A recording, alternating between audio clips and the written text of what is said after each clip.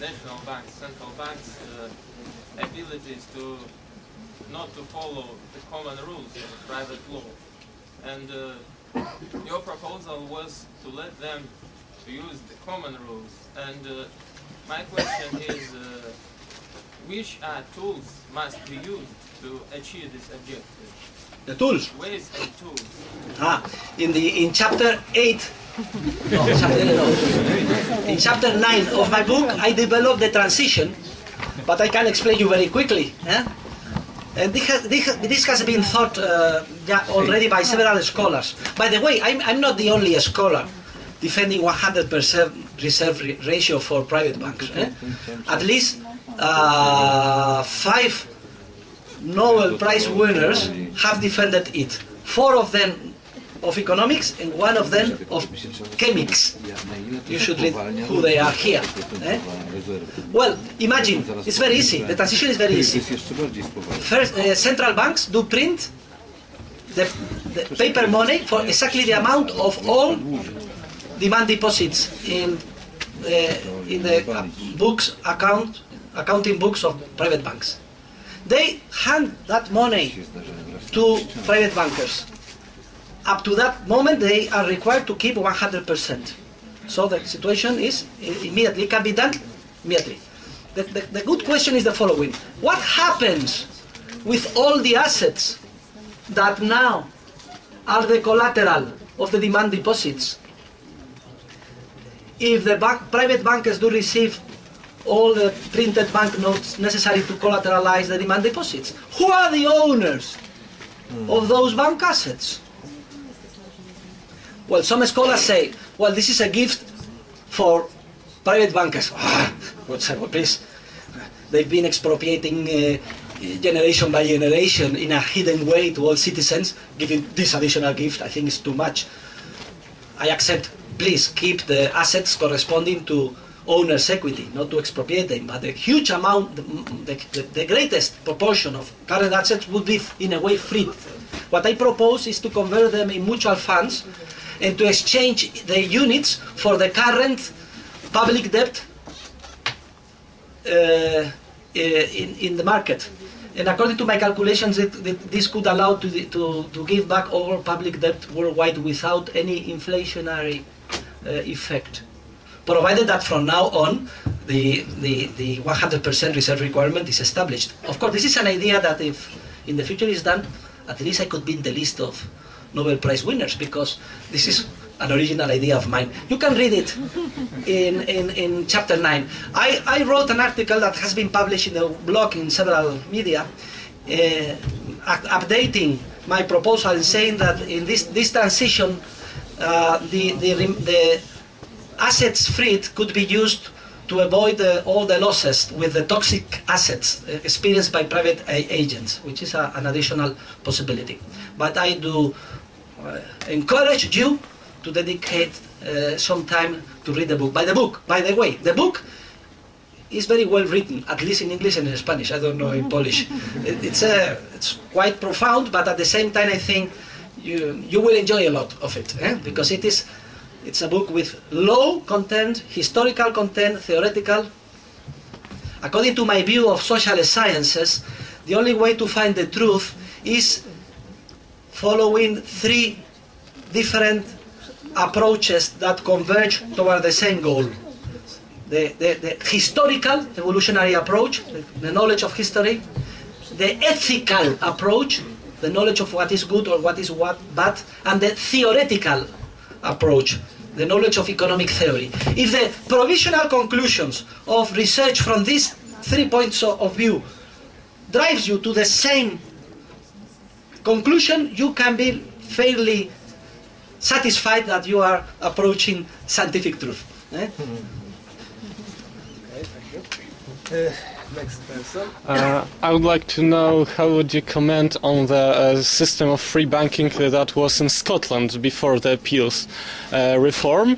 That was not a 100% reserve system, but nonetheless it proved very efficient, so to that extent that the northern counties of the United Kingdom, of England, were using the Scottish banknotes. Yeah, I do have a very interesting debate with a branch of the Austrian School of Economics who still defends fractional reserve free banking. The main scholars are Lawrence White, who wrote the book on private banking in Scotland, and the other is George Selgin. And of course, in front of them there are a huge, important group of Austrian scholars defending the 100% reserve ratio, in which I am a member. Well, the theory of fractional reserve free bankers theorists is that through the liquidation system among private bankers, the amount of fiduciary media or artificial credit expansion created by private bankers will be limited, and they are right on that. But I answer them the following.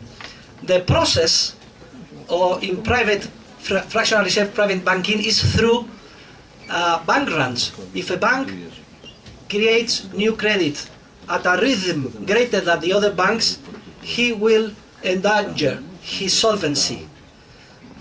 Remember Mary Poppins? Who have seen Mary Poppins? The banker asking, give me 2 pennies, I will invest them in railroads in India and so on. And then at the end the 2 children leave the bank running, and there is a bank run in the bank.